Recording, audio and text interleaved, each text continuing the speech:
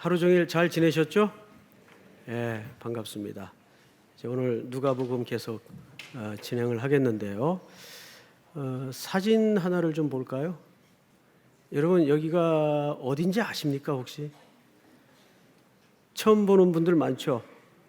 예, 여기는 요 강사 대기실 들어가면 화장실이 있는데 화장실에서 철길 쪽을 바라보면 지금 저게 뭐 같아요? 푸른색이 담쟁이입니다. 담쟁이. 저게 제가 얼마나 신기하냐 하면 5년 전 부임할 때 저게 그 담쟁이가 저 담이 철제입니다.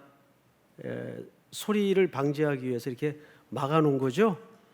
근데 5년 전 어느 날 저게 위에 조그맣게 이렇게 꼬물꼬물 올라오기 시작한 거예요. 근데 5년 만에 저놈이 저렇게 담을 넘어서 지금 내려가고 있어요. 혹독한 겨울에도 저 색깔이 변하지 않더라고요. 끊임없이 줄기차게. 여러분 그 담쟁이라는 시를 쓴 도종환 씨라는 분의 담쟁이 시 혹시 아십니까? 우리 한번 자막을 한번 볼까요? 담쟁이. 도종환 씨가 이분이 지금 정치를 하더라고요. 저것은 벽, 어쩔 수 없는 벽이라고 느낄 때 그때 담쟁이는 말없이 그 벽을 오른다. 물 한 방울 없고 씨앗 한 톨 살아남을 수 없는 저것은 절망의 벽이라고 말할 때 담쟁이는 서두르지 않고 앞으로 나아간다. 한 뼘이라도 꼭 여럿이 함께 손을 잡고 올라간다. 푸르게 절망을 다 덮을 때까지. 이게 시적으로 좀 느릿하게 읽으려니까 저게 너무 빠르네요 지금. 속도 좀 맞춥시다 방송실. 주일날이면 저 방송실 고생 많이 해요. 푸르게 절망을 다 덮을 때까지 바로 그 절망을 놓지 않는다. 우리 아래 세 연은 같이 한번 읽어볼까요? 시작. 그것은 넘을 수 없는 벽이라고 고개를 떨구고 있을 때 담쟁이 잎 하나는 담쟁이 잎 수천 개를 이끌고 결국 그 벽을 넘는다. 네, 시 참 좋죠? 가끔 오늘 참 하늘이 예술이더라고요. 누가 그런 그림을 인위적으로 만들 수 있겠습니까? 하나님이 오늘 아주 맑은 하늘에다가 구름을 여기저기 자연스럽게 흩어놨는데 걸작이에요. 이런 가을이면 시 한 권쯤 사서 그 여러 가지 삶의 애환과 의미들이 녹아진 글들을 읽어보면 성경도 중요한데 인문학적인 소양을 통해서 우리의 영혼이 더 부요해지고 또 풍성해지는 것을 경험할 수가 있습니다. 이 담쟁이라는 시는 참 귀해요. 벽은 담쟁이에겐 뭡니까? 절망이죠. 근데 그 절망을 만날 때 그 온 벽을 무슨 색깔로 덮죠? 푸른 초록으로 덮어요. 그리고 중단 없이 꾸준히 묵묵히 그 담을 기어 타서 올라 5년 만에 뭐 불과 철제빔 그 사이즈로 볼 때 한 2칸 자랐나요? 그런데도 문제는 중단 없이 꾸준히 그걸 기어 올라오고 있어요. 저게 이제 은퇴할 때쯤이면 밑바닥에 닿겠죠. 여러분 참 많은 벽을 만나고 또 문턱을 넘어야 되죠. 우리 청년들 넘을 문턱이 얼마나 많습니까? 그래도 예수 그리스도께서 여러분들 손을 붙잡고 저 담을 넘습니다. 믿습니까? 이제 오늘 이제 누가복음을 좀 보도록 하겠습니다. 오늘 본문을 좀 볼까요? 31절. 갈릴리의 가버나움 동네에 내려오사 안식일에 가르치시매. 여러분 갈릴리의 가버나움 동네에 올라갔다 내려왔다? 내려왔다라고 돼 있어요. 왜 이랬을까? 이것은 방향의 문제보다는 높낮이의 문제예요. 실질적으로 가버나움은 굉장히 해발 기준으로 낮습니다. 그래서 사람들이 가버나움을 갈 때는 내려간다라는 표현을 써요. 쉽게 얘기하면 이렇게 이해하면 되죠. 낮은 곳이라는 뜻입니다. 자, 여기에 시사하는 바가 굉장히 큽니다. 예수님의 모든 사역은 기승전 갈릴리예요. 이 가버나움은 갈릴리 지역의 그 중에서도 아주 핵심 한복판 지역입니다.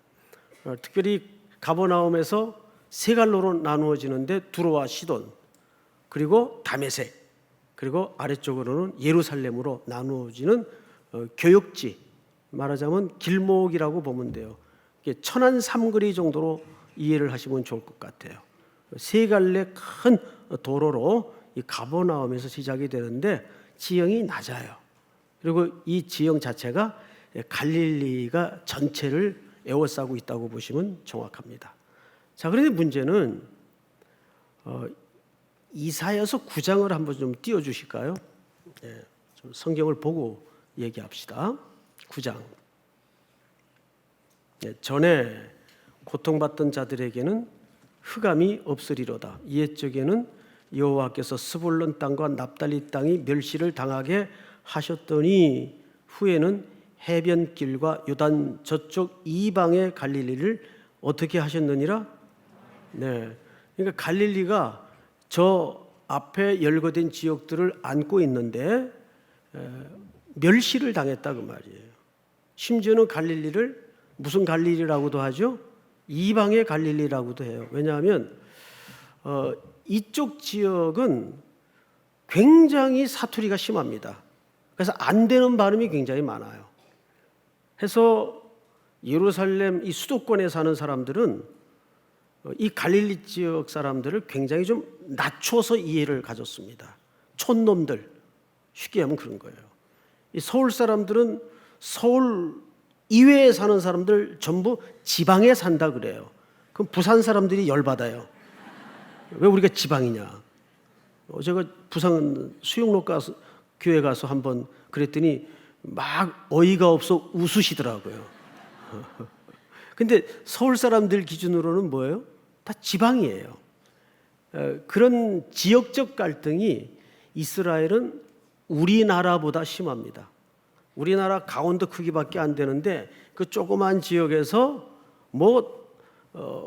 직선거리로 해야 다 하루길 거리인데 그 가운데에서도 아예 가운데 토막에 있는 충청도쯤 위치해 있는 사마리아는 아예 지나다니지도 않고 상종도 안 하고 이 유대와 갈릴리는 또 그런 지역적 편차의 인식 때문에 굉장히 서로 비난하고 얕보는 이런 정서 구조를 갖고 있는데 특별히 이 갈릴리는 예수님의 사역의 가장 중요한 기반이 됩니다. 그래서 예수님은 사역을 어떻게 하셨는가 하면 여러 군데를 돌아다니셨어요. 흑석동에도 가시고 강남에도 가시는데 꼭 어디로 돌아오시냐면 가난한 동네, 멸시받던 지역, 이 갈릴리로 반드시 돌아오셔서 사역을 준비하시고 또 나가셔서 마지막에는 다시 갈릴리로 돌아오십니다. 그래서 예수님의 3년 계시는 동안에 거의 학자들의 그 수치를 그대로 인용하자면 2년 이상은 갈릴리가 중심적인 사역지였다 이렇게 볼 정도로 갈릴리는 굉장히 중요합니다.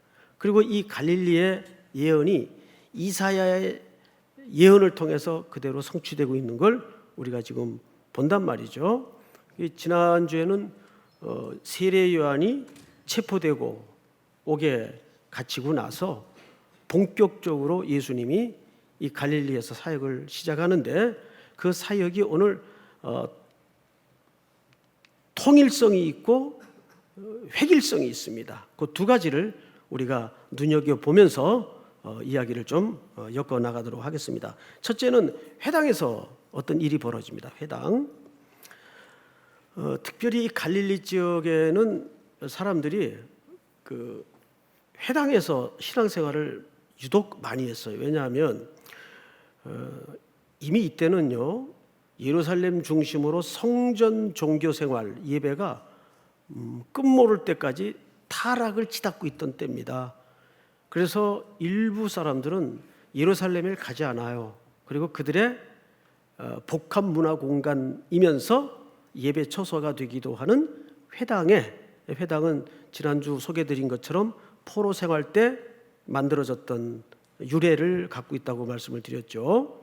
이 회당에서 거의 만남과 교제와 가르침과 예배가 진행이 됐기 때문에 이 가난한 동네 갈릴리에는 유독 회당이 많았습니다. 자, 이제 보십시다. 갈릴리의 가버나움 동네에 내려오사 안식일에 가르치심에, 여기에는 안식일이 단수로 돼 있죠. 그러니까 어느 딱 한 주 안식일을 얘기하는 건 아니에요. 이거 복수입니다, 원래는. 그래서 안식일들, 그러니까 이 말이 무슨 얘기가 되냐면 주일마다 어떤 고난을 가지시고 회당에서 말씀을 강론하시고 가르치셨다, 그 말이에요. 예수님이 이 땅에 오셔서 하신 사역을 세 가지로 압축하자면, 첫째는 가르치시고, 두 번째는 전파하시고, 세 번째는 치료하시는 사역이었어요. 근데 사실 이것을 후대 학자들이 일부러 구분하다 보니까 세 가지지, 예수님의 행동 속에는 이 세 가지가 복합적으로 녹아져 있습니다. 그러나 구분을 하자면 한 세 가지 정도로 구분을 할 수가 있다. 때문에 우리 삼일교회뿐만 아니라 이 땅에 기반을 둔 지상교회는 이 세 가지 근거와 철학을 기초로 목회적 전략도 짜고 또 섬김의 현장도 확대해 나가는 거죠. 주님은 이 세 가지를 집중하셨습니다. 오늘은 주로 가르치는 사역이 등장을 하는데, 이제 나중에는 귀신을 축출하시고 쫓아내는 일도, 또 병든 자를 고쳐 일으키시는 일도 우리가 만나게 됩니다. 그래서 오늘 채택된 본문 안에는 이 세 가지 예수님의 집중된 사역이 사실은 다 녹아져 있어요. 우선 첫 번째 현장이 회당입니다. 그런데 두 번째 현장은 어디가 되죠? 집이에요, 집. 그러니까 회당에서 어디로 간 거죠? 집으로 가셨어요. 그리고 집에서 마지막에 우리는 예수님을 어디에서 만나게 되죠? 길거리, 거리에서 만나게 됩니다. 거리에 서신 예수님. 이렇게 이제 흘러갑니다. 그런데 세 현장에 통일성을 갖고 있어요. 서두에 말씀드린 것처럼 통일성과 획일성이 있다고 그랬는데, 세 현장의 통일성이 뭘까요? 전부 무슨 단어가 반드시 등장하냐 하면 꾸짖으사, 꾸짖으사, 꾸짖으사. 이것은 누구를 꾸짖었다는 얘기냐면 귀신이라는 실체를 꾸짖은 겁니다. 귀신. 근데 그 귀신을 성경에서는 더러운 귀신으로 소개를 하고 있어요. 볼까요? 갈릴리 가버나움 동네에 내려와서 안식일들에 가르치심에 그들이 그 가르치심에 논란이 있는 그 말씀이 뭐가 있음이로라? 권위가 있음이로라. 자, 잠깐 앞을 보십시다.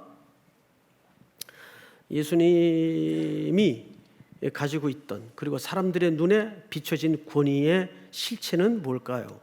어떤 신분과 자리가, 지위가 주는 권위가 아닙니다. 즉, 그 당시 종교인들에게 익숙하게 볼 수 있던 거들먹거리며 상좌를 찾고 인사를 받기 위해서 넓은 소매옷을 차려입고 거리에 나서서 사람들이 다 보는 앞에서 티내는 금식과, 그리고 모두가 듣는 거리 가운데 서서 기도하는 그런 종교적 폼을 잡는 가운데 생성되는 그런 그 시대 사람들에게 너무나도 잘 익숙해진 그런 권위를 말하는 게 아니에요. 전혀 낯선 권위입니다. 그 권위의 실체가 무엇인지 당시 사람들은 잘 모르겠는데, 뭔가 이렇게 압도하는, 휘몰아치는, 거부나 거역할 수 없는 어떤 권위를 예수님의 가르침 속에서 사람들은 인지를 하게 됩니다. 아직은 그 권위의 실체가 무엇인지 이 사람들은 명확히 모르는 상태예요. 그런데 무언가 그 당시 사람들, 특별히 지도자들에게서 만났던 그런 권위가 아니에요. 그런 익숙한 권위가 아니에요. 굉장히 낯선 권위 앞에 사람들은 압도를 당한 겁니다. 자, 3절을 볼까요? 33절 다 같이 시작. 회당에 더러운 귀신 들린 사람이 있어 크게 소리질러 이르되. 자, 여러분, 장소가 어디라고 전제를 깔았죠? 회당입니다. 회당은 지금은 무슨 시간이죠? 오전 시간인데 예배 드리는 시간이에요. 보통 오전에 그들은 예배하러 모이곤 했습니다. 오전 시간인데 회당의 장소에 더러운 귀신 들린 자가 있어요. 이 그림이 그 시대의 종교 상태를 고발하는 하나의 샘플입니다. 그래서 참 이런 글들을 읽을 때마다 목사로서 불편해요. 교회는 이 지적 앞에 예외일 수 있고 비켜갈 수 있을까? 악한 영의 통치가 지금 어디에 있다는 겁니까? 회당 안에 있다는 거예요. 귀신은 사탄의 졸개들이죠. 말하자면 사탄의 영향력이 지금 어디에도 통치되고 있다는 이야기가 됩니까? 회당 안에, 아니 교회 안에도 얼마든지 가능해요. 사탄의 영향력에 빠져 있는 줄 모른 채 거기에 넘어가 있는 공동체가 있을 수 있다는 얘기예요. 자, 조금 더 자세히 보십시다. 33절 회당에 더러운 귀신 들린 사람이 있어 크게 소리를 질러 이르되. 34절 시작. 아, 나사렛 예수여, 우리가 당신과 무슨 상관이 있나이까? 우리를 멸하러 왔나이까? 나는 당신이 누구인 줄 아노니 하나님의 거룩한 자니이다. 놀랍게도 이 귀신 들린 자 속의 귀신은 지금 앞에 말씀을 가르치려고 서 있는 이 예수님의 실체에 대해서 뭐라고 얘기하냐면 두 가지를 얘기해요. 첫째는 34절 우리가 당신과 무슨 상관이 있나이까? 그리고 우리를 뭐 하러 왔나이까? 멸하러 왔나이까? 기억하세요. 나는 당신이 누군지 압니다. 그리고 누구라고 소개합니까? 귀신이 소개한 거예요. 지금 누구로? 예수님을 누구로 소개했어요? 하나님의 아들로 소개했어요. 자, 우리 구분을 해서 좀 이해를 가지십시다. 이렇게 몇 구절만 집요하게 계속 듣고 깨닫다 보면 어떤 성경을 읽어도 원리가 같기 때문에 턱턱 걸려져요. 자, 우선 귀신이 우리를 멸하러 왔습니까? 그랬어요. 이게 무슨 뜻일 것 같아요, 여러분? 같이 한번 생각 좀 해보자고요. 저녁 후에 졸음도 올 시간인데 멸하러 왔다는 말은 이게 무슨 개념이냐면 전쟁의 개념이고 승패의 개념이에요. 즉 이 말은 하나님의 나라와 사탄의 정권이 드디어 공개적이고도 정면적인 승부에 들어간 것을 얘기합니다. 그러니까 이 귀신이 말한 내용 속에 우리를 멸하러 왔습니까? 라는 말은 이미 귀신은 알아요. 이분이 하나님의 아들인 것도 알고 이분의 오심으로 뭐가 임한 것도 지금 알고 있죠. 하나님의 나라. 그래서 이 누가복음과 하나님의 나라는 굉장히 중요한 연관성을 갖고 있고 하나님의 나라를 이해하는데 연결고리를 갖고 있어요. 그래서 누가복음은 몇 가지 큰 주제가 항상 걸려 있습니다. 제자란 무엇인가? 누가 진정한 제자인가? 이 주제가 누가복음 전체에 걸쳐 흐르고 있습니다. 그리고 가장 핵심 가치는 바로 말씀드린 대로 하나님의 나라는 어떤 나라인가? 그 하나님의 나라의 현재성, 미래성에 대해서 계속 예수님은 이제부터 공개적으로 이 어둠의 권세 잡은 자와 이제 맞짱을 뜨시고 그 속에 귀신 들려 있는 그 사탄의 영향력 아래, 여러분 귀신이 들렸다는 말은 실제 귀신이 들린 것도 있지만 이 말은 또 다른 의미로 무슨 뜻인지 아십니까? 여러분 요즘 보세요. 이 세상이 우리나라 남의 나라 할 것 없이 여러분 영적인 시각으로 볼 때도 뭐 들린 것 같아요? 예, 그걸 봐야 돼요. 이 귀신 들린 거예요 지금. 어둠의 권세가 얼마나 사람들의 마음을 병들게 하고 정신을 혼란케 해서 지금 한반도를 중심으로 하루에 수십 발의 미사일이 왔다 갔다 해요. 정작 저 멀리 있는 사람들은 전화할 때마다 괜찮아? 걱정을 해요. 그게 누가 정상인지 모르겠어요. 우리가 정상인지 그 사람들이 정상인지 그런 연락과 전화를 받을 때마다 헷갈려요. 그러니까 외국에서는 우리나라가 지금 당장 뭐 어떻게 되는 것처럼 걱정들을 서울에 있는 사람들보다 더 많이 해요. 그런데 서울 사람들은 특별히 미사일이 날라오면 여기가 1번지라는데 청파동이 용산구가 타켓 1번지래요 원래가. 그런데 왜들 이렇게 모여 계세요? 그래서 배낭을 준비해야 되나? 뭐 이게 정상 아니에요? 이것은 뭐 우리가 함께 공감하는 문제니까 나누는 얘기이겠지만 이것뿐만 아니라 지금 아이들이 전부 사탄의 영향력 아래 볼모로 잡혀 있는 거 눈으로 보셔야 돼요. 정확하게 귀신 들린 세상입니다. 귀신이 꼭 들어가서 귀신 목소리를 내고 그래야 귀신 들린 것만은 아니에요, 여러분. 우리의 가치, 세계관, 의식구조, 우리의 시각 전부 귀신 들린 세상에서 그걸 흉내내고 그걸 선이라고 생각을 하고 그걸 의라고 생각을 하고 술텀봉, 물텀봉 모르고 살고 있다고요.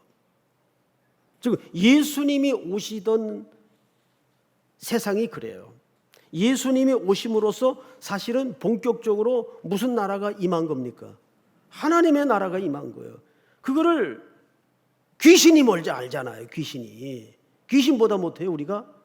예? 귀신이 우리를 멸하러 왔나이까 떨면서 그러는데 우린 귀신만도 못해서 되겠어요?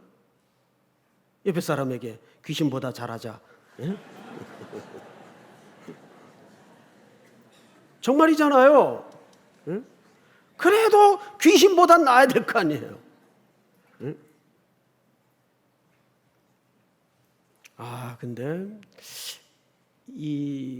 우리 그리스도인들은 그래도 이 교회라는 공동체 안에서 뭐 좀 삐쭉빼쭉해도 좀 흠이 있긴 해도 예수 믿는 사람끼리 늘 만남을 가지고 하다 보니까 이 세상이 얼마나 악한지 몰라요.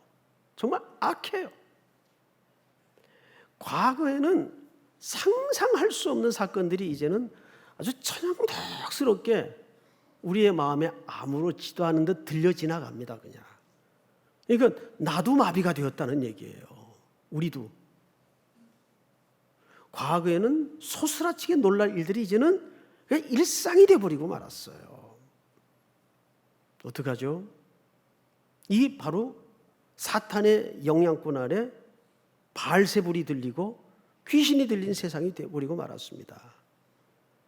그래서 이 귀신이 그 사람 속에 들어가 있던 귀신이 뭐라 그러냐면 우리를 멸하러 왔나이까. 이 말은 곧 나라와 나라 간의 본격적인 전쟁의 시작을 알리는 사인입니다. 여러분들이 하나님의 백성으로서 나아가는 삶의 자리는 전쟁을 위해서 가는 거예요. 전쟁. 그러니까 여러분들이 꼭 세상으로부터 좋은 여론, 아주 부드러운 여론, 칭송 이런 거 기대하지 마세요. 그건 정상이 아니에요. 세상이 우리를 미워하도록 돼 있습니다. 그것이 예수님이 제자들을 보낼 때 걱정했던 진심이었습니다. 내가 너희를 보내는 것이 이리 가운데 보내는 것 같도다. 세상이 너희를 미워하나. 그게 정상이라고 가르치지 않습니까?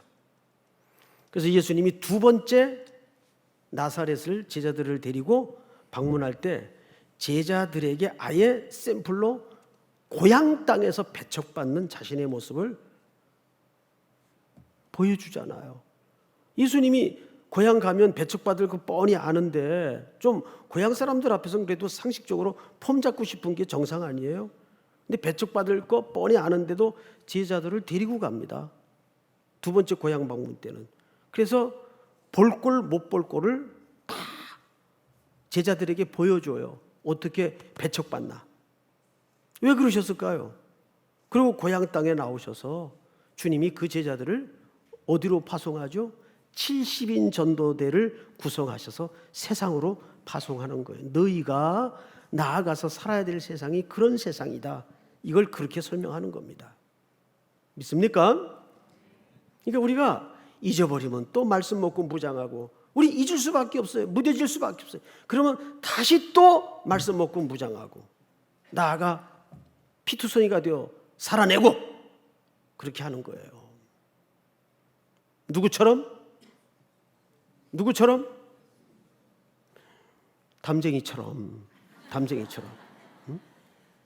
벽을 만나면 기어 타고 올라가고 그 절망을 넘는 거예요. 자, 성경을 보십시다. 우리를 멸하러 왔나이까? 이제 그 의미는 이게 하나님 나라와 이 사단의 정권의 본격적인 전쟁을 알리는 사인이구나. 두 번째는 나는 당신이 누구인지 안다. 귀신이 알아요. 누구의 실체를? 예수님의 실체를. 근데 그 실체를 어떻게 귀신이 소개합니까? 하나님의 거룩한 자니이다. 앞을 보십시오.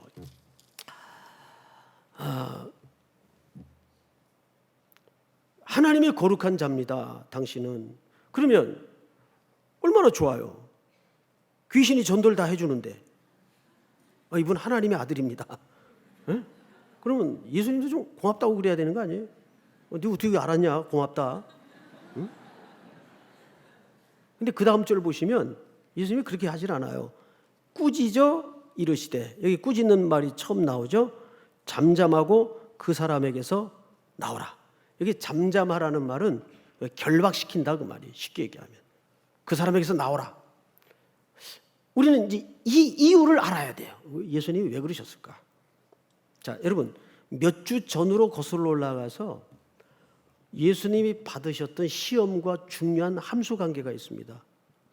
예수님이 광야에 40주야를 줄이신 이후에 시험을 받으실 때 첫 번째 시험이 뭔지 기억나십니까? 돌을 떡 만들라는 시험이었어요. 이 시험의 사탄의 의도는 뭘까요?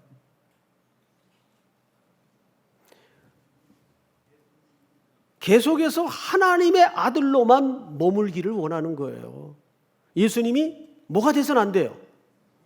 인간이 돼서는 안 되죠. 왜? 왜 인간이 돼서는 안 될까요? 그러면 예수님이 하나님 아버지에 대한 순종을 통해서 십자가에 우리 죄를 위합니까? 대속입니까? 위하는 게 아니에요. 우리 죄를 대속히 위해서 제물이 되시기 때문에. 그러면 우리는 사탄의 영향권 아래에 있던 모든 흉악의 결박을 풀고 하나님의 온전한 자녀로 회수되기 때문입니다. 이걸 누가 제일 싫어할까요? 당연히 사탄이 싫어하는 거예요. 그러니까 사탄의 일관된 시각은 뭐냐 하면 이건 매주 나오는 주제인데 중요하니까 매주 나오는 겁니다. 사탄의 일관된 전략은 예수님이 하나님의 아들로만 머물러 있기를 원하는 겁니다. 그래서 자꾸 하나님의 아들이십니다. 예수님에게 각성을 시키는 거예요, 사탄이. 귀신을 통해서. 근데 여기 예수님이 넘어갈 수가 없죠. 그래서 꾸짖어 잠잠하라.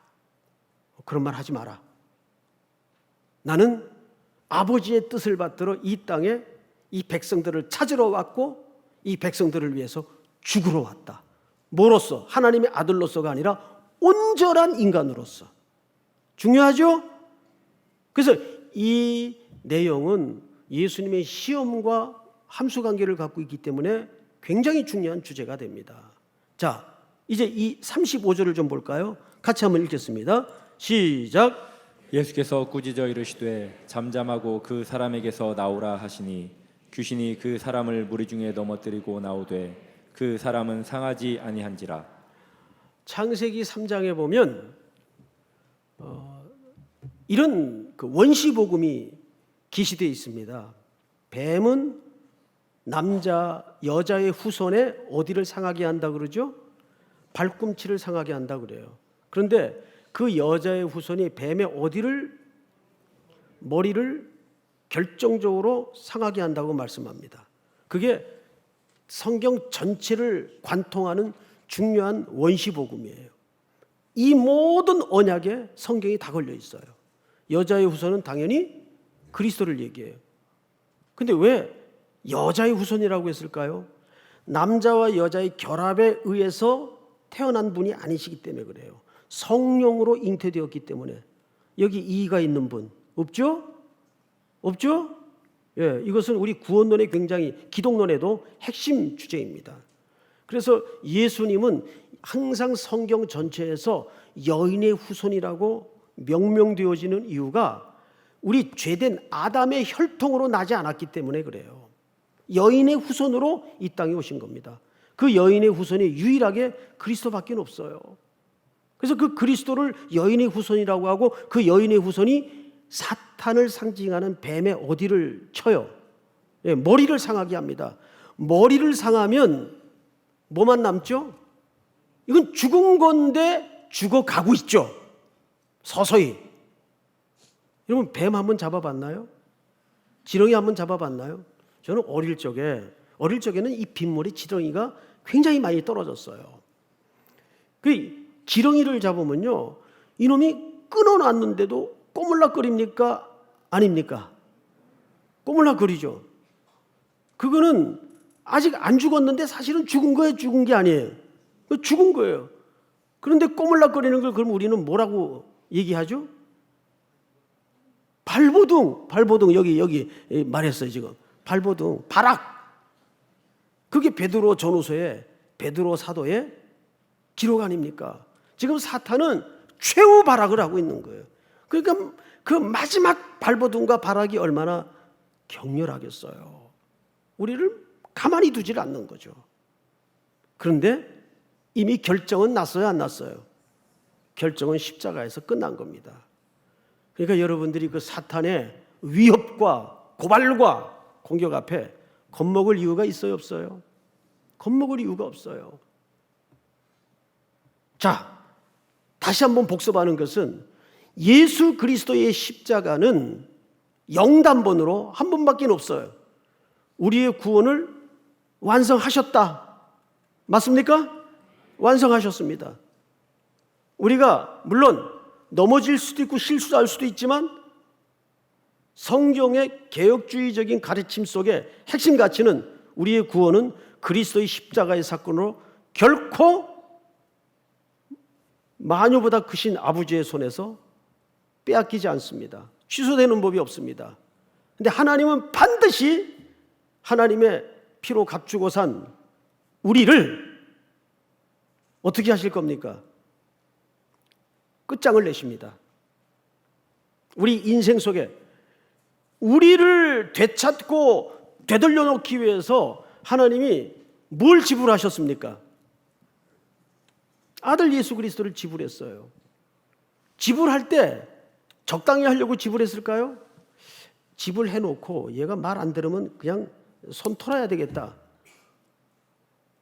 여러분, 하나님이요 사랑이 많으신데 가만히 성경을 보면 철저히 계산적입니다. 아주 계산적이에요. 어떻게 계산적인지 아세요? 물러설 수 없도록 자신을 몰아놓고 우리를 사랑하세요. 그 사건이 십자가 사랑이에요. 믿습니까? 네? 십자가에 우리의 사랑을 확증하셨어요. 그게 로마서 5장의 말씀 아니에요. 자기 아들을 아낌없이 내어주심으로 자기의 사랑을 확증해 주셨어요. 그래서 그 사랑은 어떤 상황 속에서도 취소되거나 변경될 수 없어요. 그러면 예수님을 다시 십자가에 못 박는 어거지 교리가 나올 수밖에 없어요. 믿습니까? 우리 교회는 이 교리와, 이건 교리가 아니에요, 성경이에요. 이 성경의 가르침에 더해도 안 되고 빼서 다른 말을 해서도 안 됩니다. 믿습니까? 그 일을 위해서 예수님이 오신 거예요. 자, 성경을 볼까요? 그 사람을 이 귀신이 나올 때 한번 딴질 걸고 잡아뜨리고 나옵니다. 이게 사탄의 그 소가지입니다. 근데 상했어요? 상하지 않았어요? 상하지 않아요. 결정적인 게 아니란 말이에요. 그러니까 겁먹지 말라고요. 우리는 항상 누구의 피로? 예수의 피로. 뭐를 얻어야 됩니까? 담력을 얻는 거예요. 담력을 얻느니라. 그 히브리서 가르침에 잊어서는 안 돼요. 우린 담력을 얻어야 돼요. 그 담력은 배짱과 신념이 아니에요. 예수의 피. 예수의 피가 우리를 담력을 얻게 하는 겁니다. 믿습니까? 자, 36절을 다 같이 한번 읽겠습니다. 시작. 다 놀라 서로 말하여 이르되 이 어떠한 말씀인고 권위와 능력으로 더러운 귀신을 명함에 나가는도다 하더라. 예, 회당에 귀신 들린 자는 제압이 됩니다. 그리고 예수님은 회당에서 나오십니다. 자, 이 말은 조금 알레고리칼한 해석이긴 한데, 이제 어떤 학자들의 글을 읽어보니까 회당에서 나오셨다는 것은 성전 시대도 끝나가고 회당의 시대도 끝나간다는 것을 암시하는 것이다. 뭐 그렇게 해석하는 사람도 있다 정도로 그냥 들어두시면 좋겠어요.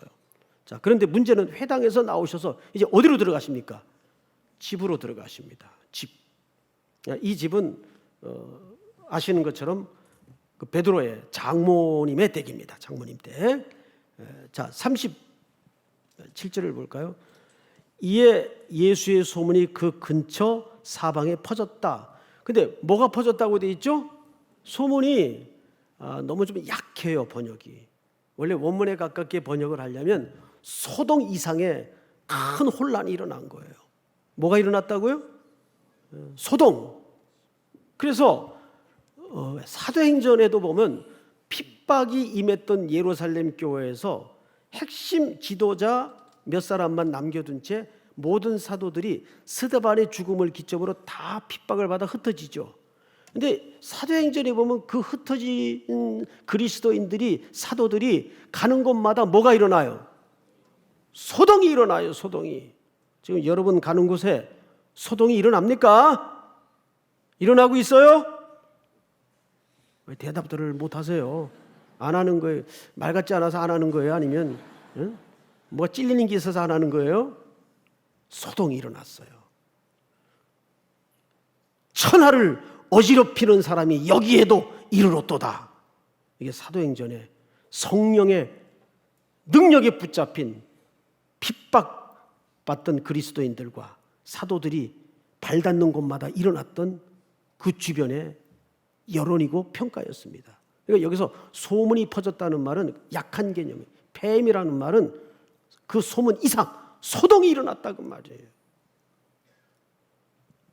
복음이 들어가고 그 복음이 씨를 내리고 뿌리를 받고 자랄 때 우리는 세상 이들로 하여금 소동이 일어나게 만들어야 돼요. 이게 무슨 일인가? 어찌 이런 일이 가능한가? 부장님이 놀라고 가장님이 놀라고 선배가 놀라고 이 소동이 좀 일어나야 돼요.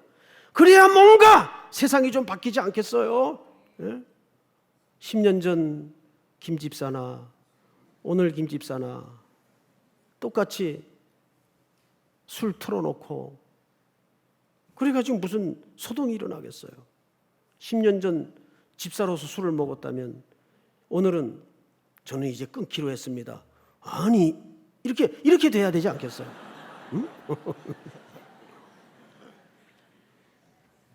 여러분 졸릴까봐. 네. 자, 이제 거의 다 됐어요. 그리고 이제 38절 같이 한번 읽을까요? 시작. 예수께서 일어나 회당에서 나가사 시몬의 집에 들어가시니 시몬의 장모가 중한 열병을 앓고 있는지라 사람들이 그를 위하여 예수께 구하니.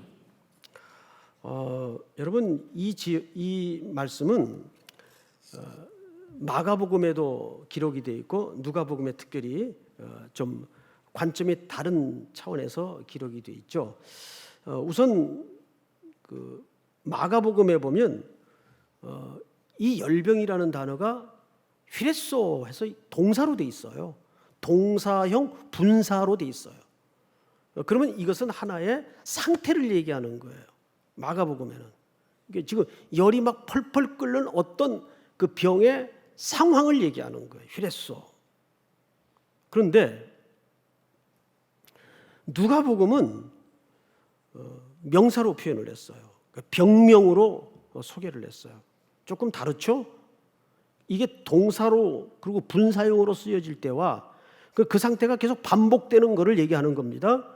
그럼 명사로 쓰여질 때와 달라요. 그리고 예수님이 이 상황을 대처하는 방법도 달라요. 마가복음에는 그 장모의 손을 잡아 일으킵니다. 그러자 일어나 바로 즉시 그 일행과 예수님을 수종들게 되죠. 그런데 누가복음은 오늘 본문을 잘 보실까요? 예수께서 일어나 회당에서 나가서 시몬의 집에 들어가시니 시몬의 장모가 여긴 중한 열병이라고 돼 있어요. 그런데 마가복음에는 그냥 열병이라고 돼 있어요. 그러니까 이 누가는 이 병을 조금 더 중하게 인식을 했던 것 같아요. 그럼 어느 게 맞을까요? 누가복음이 훨씬 더 조금 정확하죠. 누가는 누구죠? 의사 아닙니까? 의사가 본 그 병명의 상태가 조금 더 객관성이 있겠죠. 그래서 중한 열병을 앓고 있는지라. 이 열병은요, 열이 펄펄 끓어가지고 설사에다가 머리털, 다리에, 손발에 털이 다 빠지는 겁니다. 열병 알아보셨나요? 우리 과거에는 이걸 장티푸스라 그랬어요. 저는 그거를 총신대학 다닐 때 기숙사에서 먹고 자다가 한번 걸려가지고 국립의료원에 철장 있는 그 병실에 갇힌 적이 한 번 있어요. 15일 동안 총신대생 9명이 들어가서 신문에 한번 났댔어요. 그게 최초로 제가 언론에 노출된 사건입니다. 신문에 한번 났던 적이 있어요. 학교가 뭐 발칵 뒤집혔죠. 그때 뭐 위생이 뭐 엉망이었죠, 사실. 그 기숙사가 지금도 있어요. 사당도에 가면은. 고열이 나는데 고열이 나니까 이렇게 정신이 사람이 멍해요. 그리고 이제 밑으로 막 쏟아내는데 한 보름 오토바이 타고 나니까 와, 사람이 야, 이러다 죽겠구나 싶더라고요. 죽겠구나. 그 역촌동에 가면 시립병원이 있어요. 국립병원. 거긴 전염병 환자들이 주로 옵니다. 근데 그 혹시 이 돌아다닐까봐 철장 안에다 가둬놔요. 병실인데. 그런데 가서는 안 되겠죠. 이 열병이 참 무섭습니다, 사실은. 그런데 중요한 것은 현대 시대의 열병의 개념과 맞물려 생각해서는 해석상에 상당한 혼란이 일어날 것이고 우리는 성경의 용례를 좀 봐야 되겠죠. 자, 우리 한 군데만 좀 읽도록 하겠습니다. 자막을 좀 띄워주실까요? 레위기 26장 한번 띄워주세요. 읽읍시다. 시작. 내가 이같이 너희에게 행하리니 곧 내가 너희에게 놀라운 재앙을 내려 폐병과 열병으로 눈이 어둡고 생명이 쇠약하게 할 것이요 너희가 파종한 것은 헛되리니 너희의 대적이 그것을 먹을 것임이며. 자, 거기서 보면 곧 내가 너희에게 놀라운 뭐를 내린다 그러죠? 그러면 재앙을 내려 폐병과 열병으로 눈이 어둡고 이렇게 돼 있어요. 그러면 적어도 성경의 관점에서 열병은 하나님의 어떤 관점에서 이해를 한다는 말이 됩니까? 재앙. 그러니까 이것을 오늘날 또 획일적으로 이해해서는 안 돼요. 이 당시에는 유대적 관점에서 그랬다 그 말이에요. 자, 신명기서를 28장을 한번 띄워주세요. 시작. 여호와께서 폐병과 열병과 염증과 학질과 한재와 풍재와 썩는 재앙으로 너를 치시리니 이 재앙들이 너를 따라서 너를 진멸하게 할 것이라. 그러니까 이렇게 이해하시면 됩니다.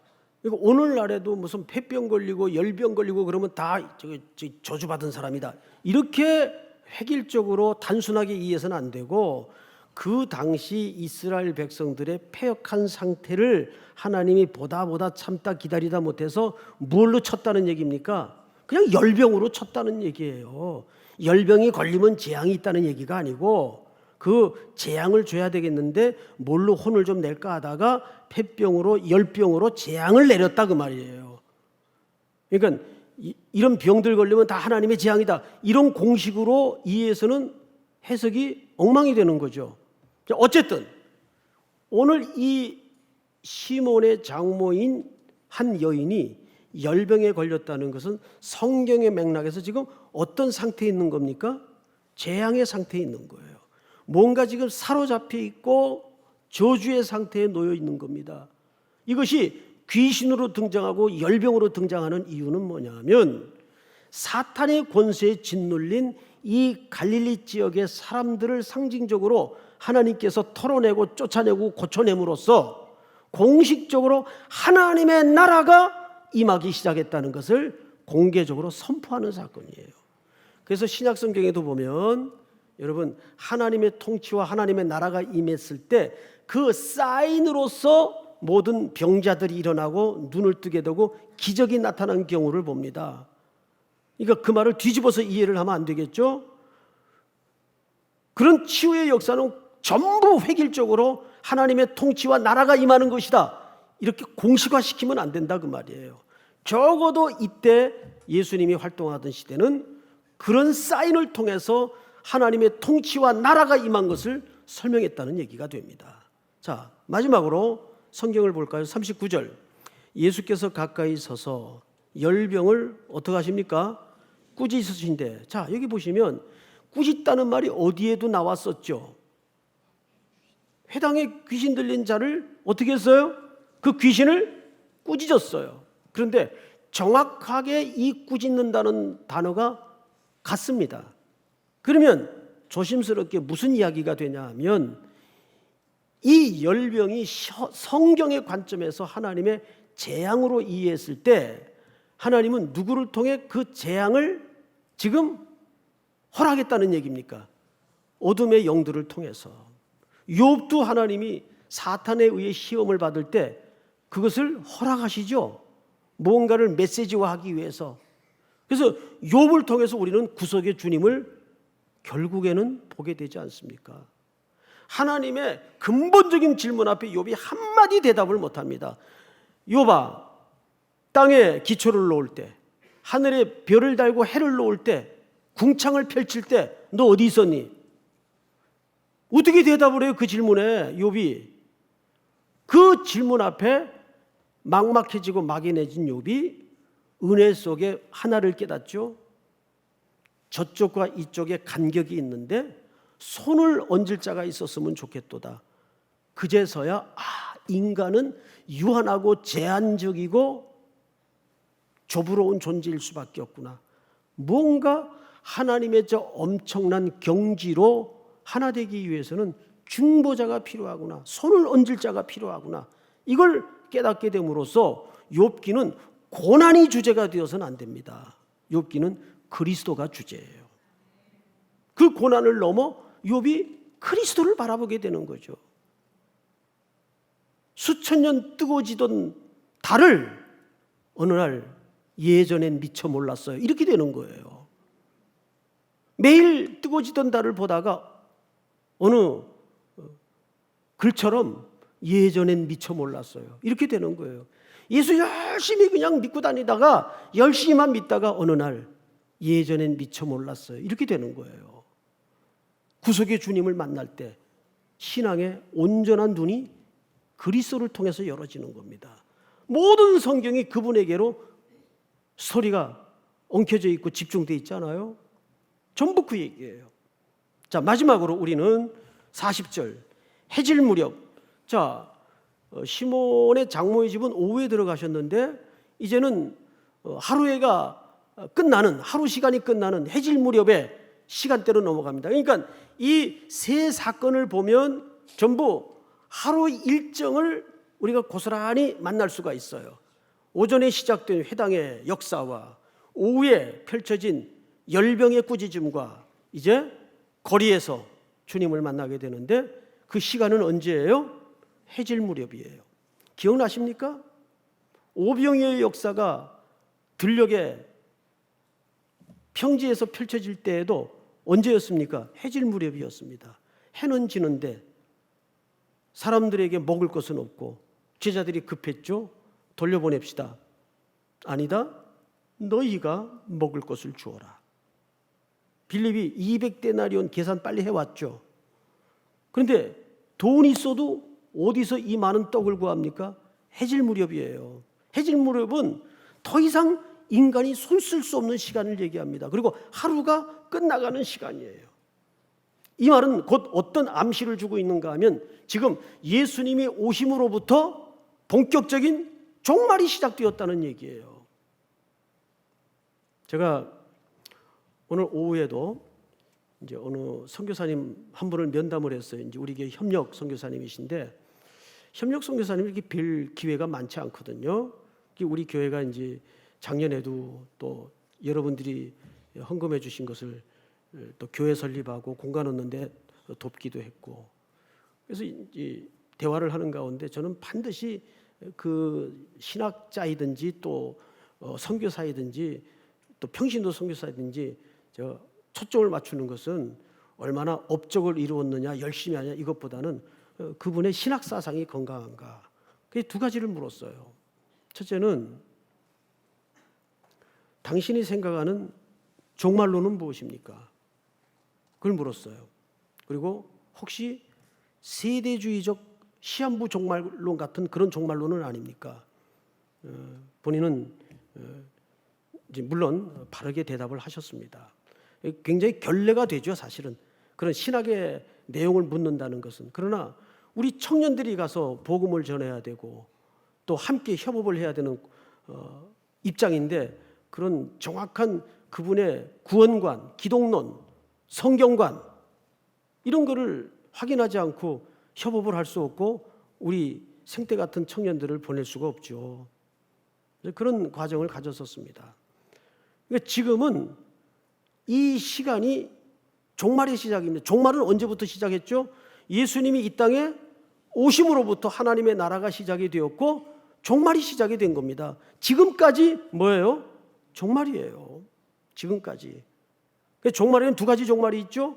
시간적인 마침표가 찍어지는 종말이 있고 지금 우리는 그 사이에 종말의 기간 속에 걸려 있습니다. 있습니까? 그 때와 기간은 누구만 정하는 것이죠? 하나님만 정하는 것이에요. 그래서 어떤 주변에 돌아다니는 이상한 성경 공부를 통해서 시한부 종말론이든지 세대주의적 종말론이든지 이거 전부 조심해야 돼요. 특별히 우리 청년들이 분별 없이 그런 성경 공부에 많이 걸려 있는 경우를 봅니다. 아닙니다. 그렇게 해서는 안 됩니다. 자, 이제 결론을 짓겠습니다.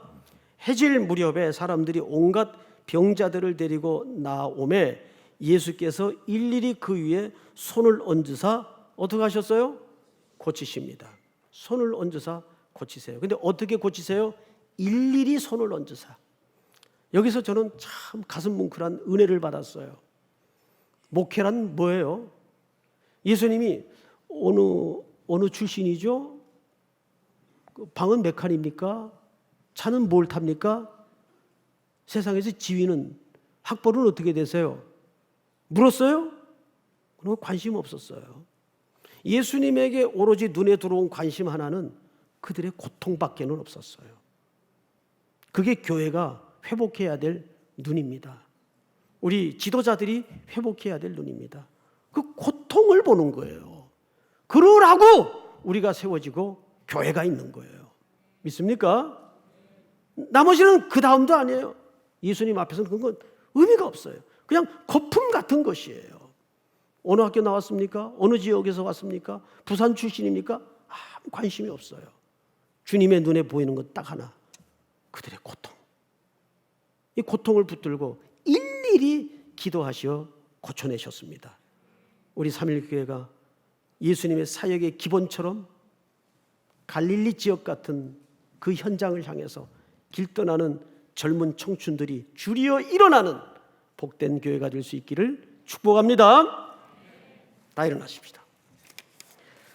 우리 찬송가를 오랜만에 좀 불러보겠습니다. 484장.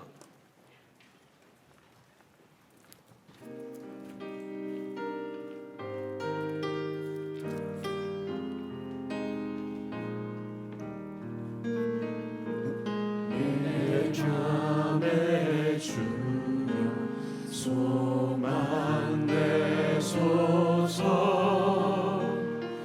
주 없이 모든 일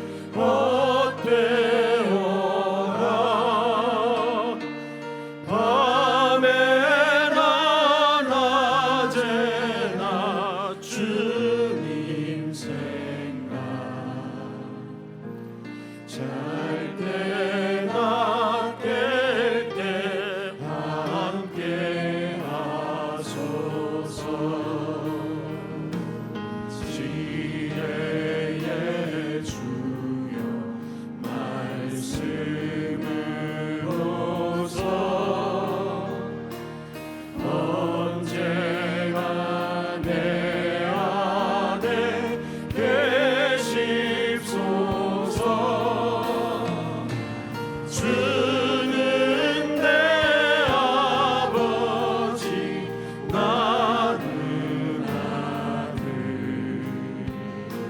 주 안에 내가 늘 함께하네 세상의 영광 남배어도 세상의 영광 다안 보여도 언제나 주님을 나의 기억 주님만 내 맘에 계시오니 영원한 주님 참 귀하셔라. 영원한 주님 참 귀하셔라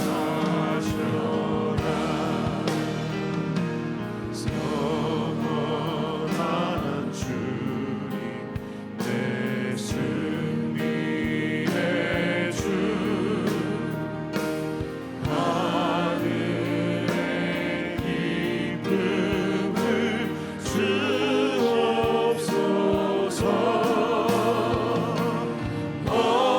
어떠한 고난이 닥쳐와도 만유의 주여 소망 되소서